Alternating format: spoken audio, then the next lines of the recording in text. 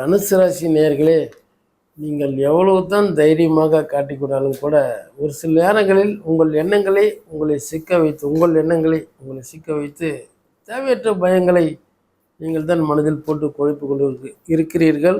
மேலும் இந்த கிரகங்கள் பெயர்ச்சிகள் கூட பார்த்தீர்கள் என்றால் மாறி மாறி ஒன்று போனால் ஒன்று, மழை விட்டால் கூட தூணா இல்லையே அப்படின்னு சொல்லுவாங்க ஒரு பழமொழி. அடமழை பெஞ்சா கூட போயிடலாம்.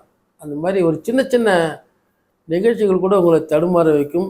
இருந்தால் கூட இப்பொழுது உங்களுக்கு தனுசு ராசிநாதன் உங்களுக்கு 6ஆம் இடத்தில் இருந்து கொண்டிருக்கிறார்கள். ஒரு 2 மாதங்களில் 7ஆம் இடத்திற்கு வந்துவிட்டால் சற்று உங்களுக்கு ஒரு ரிலீஃபாக இருக்கும், ஒரு சாதகமான நிலை கூட இருக்கலாம். ஆக 2க்கு 3க்கு உண்டான சனீஸ்வர பகவான் பாக்கியஸ்தானம் என்று சொல்லக்கூடிய மீன ராசியில் 4ஆம் இடமாக அர்த்தாஷ்டம சனியாக அங்கே அமர்ந்து கொண்டு இருக்கிறார். கிரகங்கள் இப்பொழுது தான் 7 வந்தீங்க, அதுக்கப்புறம் இன்னொரு ஒன்று மாறி மாறி என்ன வருது, என்ன பண்ணுறது, எல்லாமே இந்த சோலை பியூரிஃபை பண்ணுறது தான், இந்த ஆத்மாவை சுத்தப்படுத்த தான், தூய்மைப்படுத்த தான் இந்த கிரக பயிற்சிகள். காலநிலைகளை உணர்ந்து அந்த கிரக பயிற்சி ஏன் என்னை இப்படி தொல்லை செய்கிறது என்று ஒவ்வொரு ராசி நேயர்களும் நினைப்பதும் வருந்துவதும் இயல்புதான். அதே போல் தனுசு ராசிக்காரர்களுக்கு இப்பொழுது சற்று மழை விட்டும் தூவானம் விடாத நிலையாக ஒன்று போனால் ஒன்று அப்படி வருகின்றது. இருந்தாலும் உங்களுக்கு சாதகமான நிலையத்தான் உருவாகி கொண்டிருக்கிறது. 7ஆம் இடத்தில் ரிஷப குரு மிதுனத்துக்கு வரும்போது உங்களுக்கு ராசியை எந்த ஒரு கிரகமும் தன்னுடைய சொந்த வீட்டை பார்த்தால் அது சிறப்பான ஒரு பலன். சனீஸ்வர பகவானால் வரக்கூடிய சிறு சிறு தொல்லைகள் இருந்தால் கூட குரு பகவான் உங்களுக்கு நன்மையை தான் செய்வார். அதே போன்று லாபத்தில் இருக்கின்ற உங்களுக்கு அந்த அந்த அந்த சுக்கிர பகவான், லாபஸ்தானாதிபதி பகவான் உச்சம் அடைந்திருக்கிறார்கள். ஒரு நிலை இருந்தாலும் இன்னொரு நிலை சந்தோஷப்படுத்தி கொள்ளலாம்.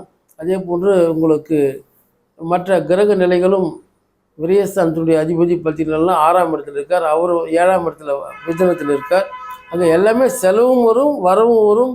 இருந்தாலும் மன சஞ்சலத்தை தான் உண்டாக்குனாலும் கூட இந்த சனி பயிற்சி உங்களுக்கு 4ஆம் இடத்து அர்த்தாஷ்டம சனி வருவதாலும் ஆலய தரிசனங்கள் சிறப்பான ஒரு பலனை தரும். அருகே இருப்பவர்கள் சனீஸ்வர பகவானை தரிசிக்கலாம். அந்த குடும்பத்தில் கூட ஒரு சில பிரச்சனைகள் வந்து இறங்கி ஏறி உங்களுக்கு அந்தளவுக்கு சஞ்சலத்தை தராவிட்டாலும் கூட என்ன இப்படி ஆயிட்டுருக்கு என்று ஒரு சிறு சலனம், அவ்வளோதான். அதெல்லாம் பெரிய அளவில் எதுவும் உங்களுக்கு பாதிக்காது. இன்னும் ஒரு சிறந்த ஒரு ஒரு ஒரு சந்தோஷமான செய்தின்னு கேட்டிங்கன்னா, சித்திரை மாதத்தில் பார்த்திங்கன்னா ராகுகது பயிற்சி கூட உங்களுக்கு ஒரு சிறப்பான ஒரு நிலையைத்தான் தருகிறது. சனி பகவானுக்கு ஈடாக ராகு பகவான் தந்து காப்பார் என்று ஒரு ஜோதிட சொல் வழக்கு இருக்கிறது. சனியினுடைய பாதிப்பை விட உங்களுக்கு ராகு பகவான் கேது பகவானுடைய அமைப்பு உங்களுக்கு இன்னும் சிறப்பாக வர இருக்கின்றது. 3ஆம் இடம் தனுசுக்கு 3ஆம் இடம் கும்பத்தில் ராகு பகவான் உட்காரார். அதே போல் கன்னியில் இருக்கின்ற கேது பகவானும் உங்களுக்கு சிம்மத்துக்கு செல்லும்போது 10ஆம் இடத்துக்கு 11ஆம் இடம் 9ஆம் இடத்துக்கு செல்லும்போது இன்னும் சிறப்பாக இருக்கும். 10ஆம் இடத்துல இருக்கிற பகவானே உங்களுக்கு பார்த்திங்கன்னா நல்ல ஒரு சிறப்பான ஒரு நிலையில் தான் தருவார்கள். ராகு கேது பயிற்சியும் உங்களுக்கு இன்னும் சனி பயிற்சியை விட அது இன்னும் மகிழ்ச்சியை தூண்டக்கூடிய வகையிலும் இந்த நட்சத்திரக்காரர்கள் தனுசு ராசிக்காரர்கள் இருக்கும்.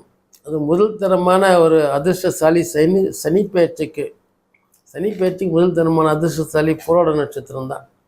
அதுக்கப்புறம் வரக்கூடிய நட்சத்திரம் வரிசைக்கரமாக வந்து கொண்டு இருக்கும்.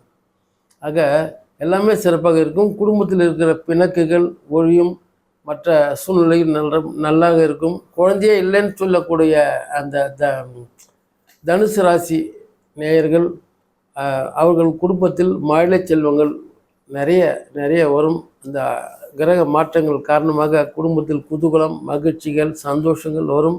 குறிப்பாக புத்திர சோகம் நிறைந்தவர்களுக்கு புத்திர பாக்கியம் வழிந்தோடும். இவர்கள் குறிப்பாக காளியம்மன், பத்திரகாளியம்மன் அவர்களை சேவித்தால், மாரியம்மன், காளியம்மன் இவர்களை சேவித்தால் இன்னும் குடும்பத்தில் குதூகலம் அதிகரிக்கும். பரிகாரமாக எதுவும் கருதலாம். செல்ல இயலாதவர்கள் பத்திரகாளி அவர்களுடைய மந்திரங்களை யூடியூப் சேனலில் சென்று பார்த்தால் கூட கிடைக்கும்.